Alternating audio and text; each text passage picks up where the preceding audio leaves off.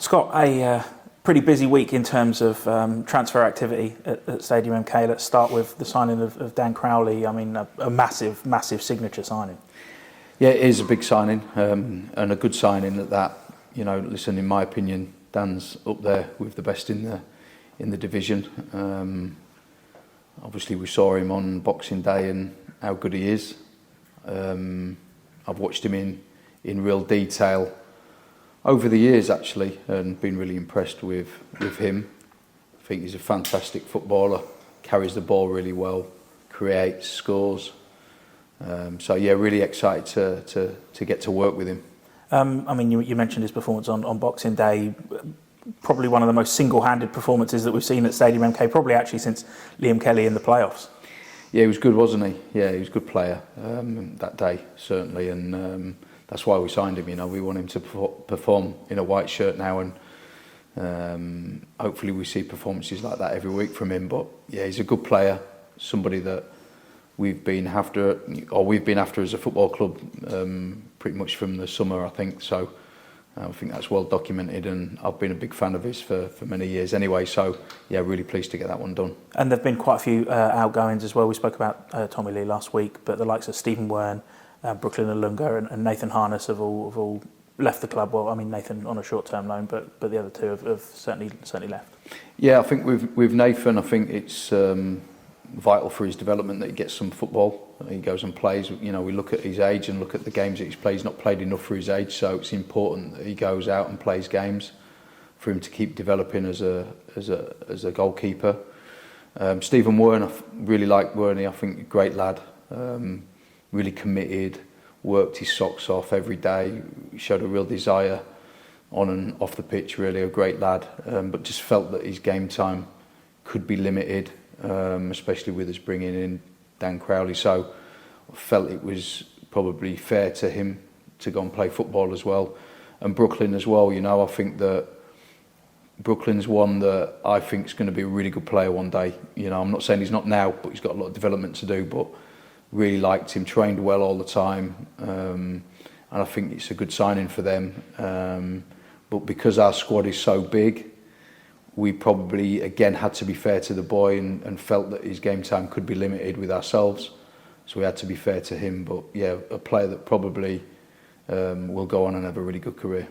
It's one of those, isn't it, that as much as everybody wants to see academy products come through at their parent club, you know, everyone leaves their first job, don't they? Yeah, but everybody wins when a player comes through and either plays in your first team or we move on and they go and play in somebody else's first team. It's still job done in many ways because we've produced a player. You know, of course we want to produce players to play for us long term, but if we feel that they're not quite ready, then it's only fair to them to go out and play and have a career elsewhere. But we've still produced that player, so it's still a plus in our, you know, a box ticked in our camp. So I think it's a real positive for the football club. Absolutely, and keeping hold of Joe White, I mean, I don't know if there was an awful lot of question marks over his head, certainly internally, but you know, we'd heard that there was a deadline for his recall, but he's sticking about, and that, I mean, he's been massive for you in the last few weeks. He has, yeah. We've spoke to Joe at length before the window even opened about, you know, we kind of feel that there might be interest from maybe League One.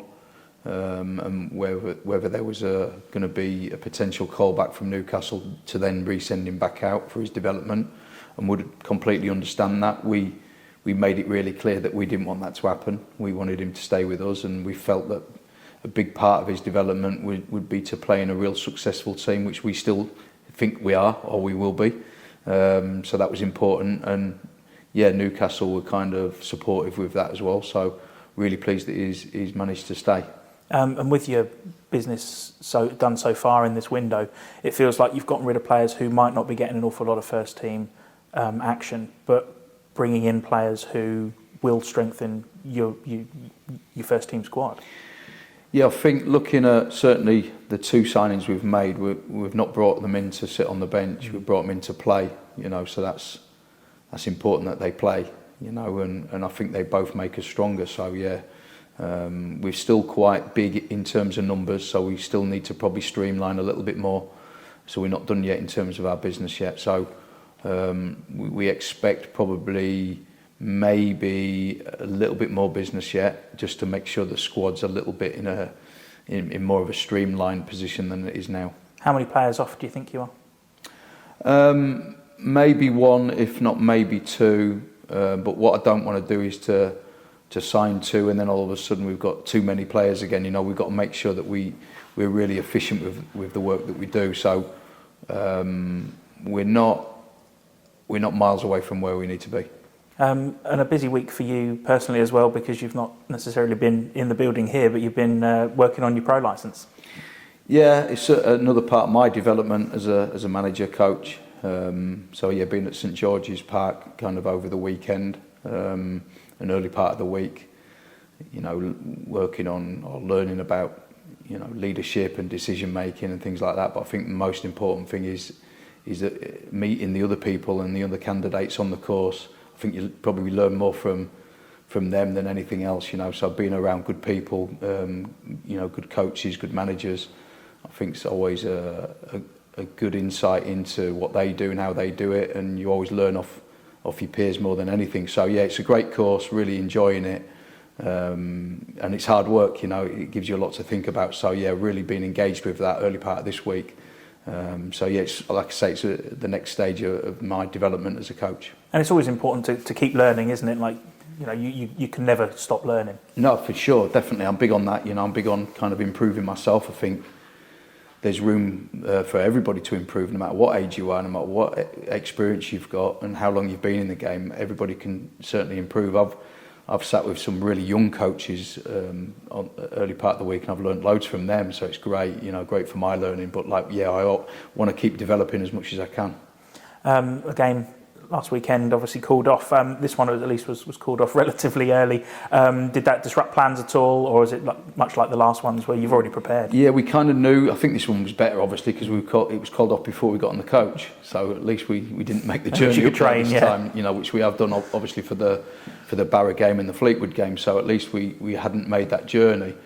We just shuffled things about. We kind of knew early part of the week, maybe as early as maybe Tuesday, that it was going to be probably in doubt. So we started planning what that would look like.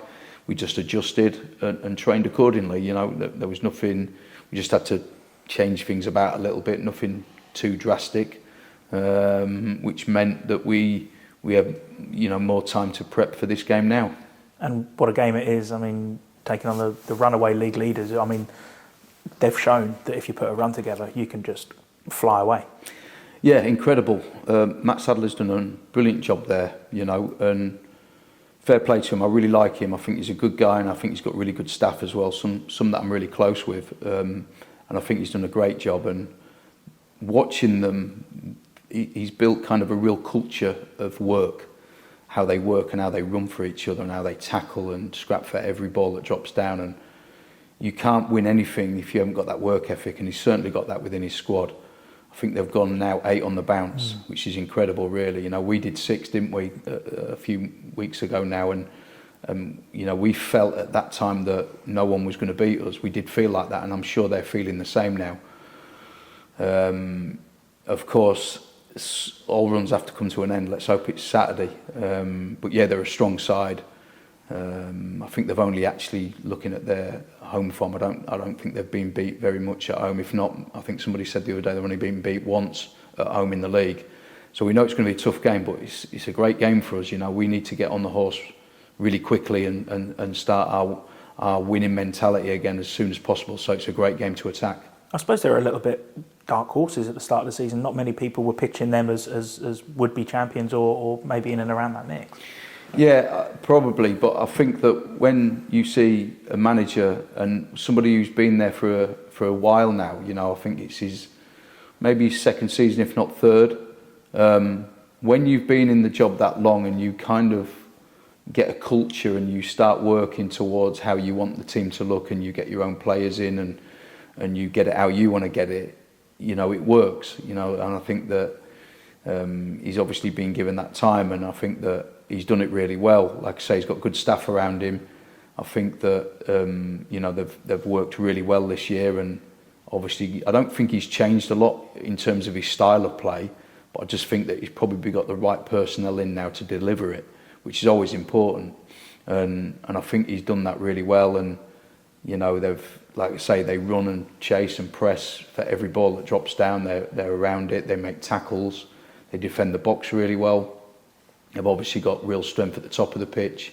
I watched them on Saturday. Obviously, they beat Tranmere convincingly. I know Tranmere got a man sent off quite early, but they scored a couple of goals before that sending off, you know, and they were really strong. And Jamil Matt's obviously a big handful. I know that the boys just gone back to Stoke, who had done really well for him. But you know, I look at Jamil Matt and think that he's probably the bigger problem than the boy that's just gone back. So they've got good players in midfield who run, chase, and press, and run off the ball.